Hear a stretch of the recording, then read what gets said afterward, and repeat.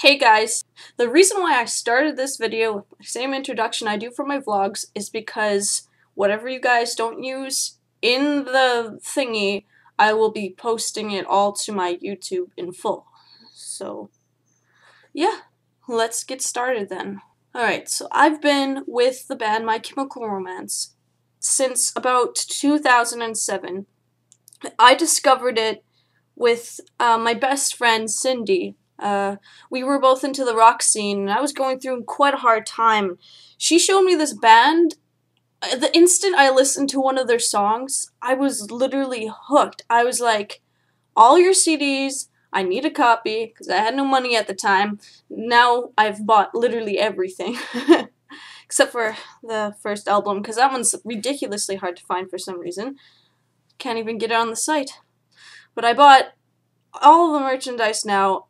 It's been with me forever, and it will continue to be with me forever. It is what gets me through the hardest time in my life.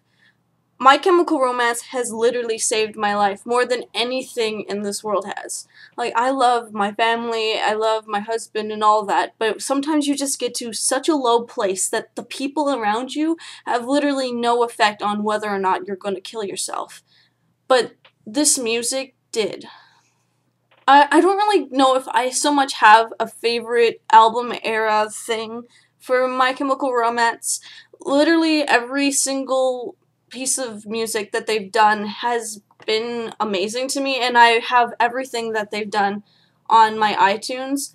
I even have their, like, special albums, stuff like that, you know, solo tracks, the things that they've been doing, their solo projects. Like, of course, I'm following Gerard right now on his solo debut, and really excited for that one. I'm not really sure when everything's coming out, but, you know, I'm just gonna snatch that shit up. There's no way that stuff's getting past me. But the one that kind of spoke to me, you know what? The albums on a whole spoke to me because as they got released, and, like, my life has been following the tracks. I know that sounds kind of weird, but, like, it went from the first album that was pretty, like, rough and depressing-ish, and it's kind of gotten, like, higher and higher since then. The newest, well, I can't really say newest album because it's the last album, Danger Days, I didn't pick it up until just recently because I was at a point where I didn't need music. I was very busy in my life, and I was getting married and all that crap, so there was a lot of stuff going on and I kind of lost track a bit. But now that I do have Danger Days, it keeps me high. It keeps me at a good high. And that's what I really love about that album, is it's more peppy than the rest. And since I don't have a specific genre of music that I like listening to, the fact that they literally change their genre basically every time they do an album, it's really exciting for me. My favorite song, I know it's really weird, it's probably, You Know What They Do to Guys Like Us in Prison. I know, not exactly the most emotional song or whatever that relates to my life or anything.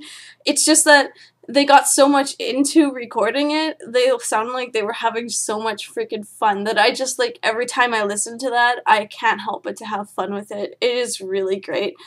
But, the one that I like the most for the lyrics is definitely I'm Not Okay, because I am, well, not as much now, like, I'm kind of drifting there, but I keep myself out of it, but for the majority of my life, that's kind of been what it is. I kind of reached a point where people would come to me for their problems, but as soon as I started expressing how I felt and the things that were bothering me in my life, they would be like, "You're complaining, stop complaining, you're whining." And so I kind of developed this thing where I would show on the outside that I'm fine, but inside I'd be dying. And it's just nice to have a song where you can just scream out, "I'm not okay." And people can listen to you, but they won't see the truth behind the lyrics. And sometimes you gotta hide that. I never really recommend hiding your emotions, and if you're feeling lost, and if you're feeling like you want to die or anything, please find help. Find it within yourself to tell a friend, tell a parent, or just go see somebody anonymously and find a way to get help. The band in general has been such a big thing for me entirely. It's been my life, really. When I was younger, I knew something was a little bit different. I wanted to be Frank. I wanted to be Frankie. I did not want to be a Spice Girl, except, Sporty Spice, but everybody wants to be Sporty Spice. But no, I did not want to be any of that. I wanted to be Frank. I can't play guitar or anything still, but everything about him is amazing. He's so happy in what he does, and he always looks like he's having the friggin' time of his life, and I wanted to be like that. You have to look at My Chemical Romance and apply it somewhere in your life, because it literally is the best medicine in the world.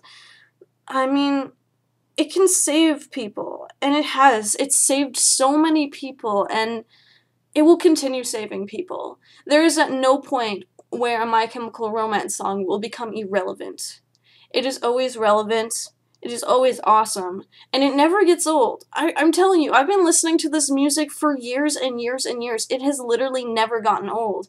I could listen to them, well, I do listen to them every single day, and it still doesn't get old.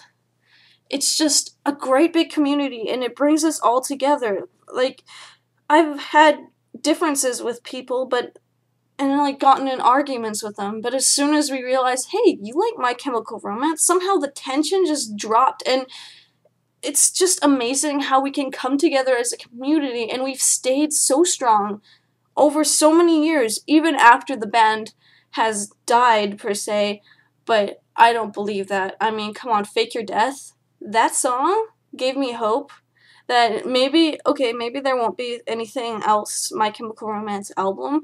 Maybe they'll do one more show. That's what that song gave me hope for. And really, it actually said, My Chemical Romance is never dying. Ever. It doesn't really matter. I bet you anything, 50 years from now, the music will still be going strong. This is the next Beatles, except more awesome. And that's hard to do because the Beatles are freaking awesome to begin with. This is the new rock band that will span time and will never ever die. My Chemical Romance is my life, and it will continue to be forever. See y'all later. Bye.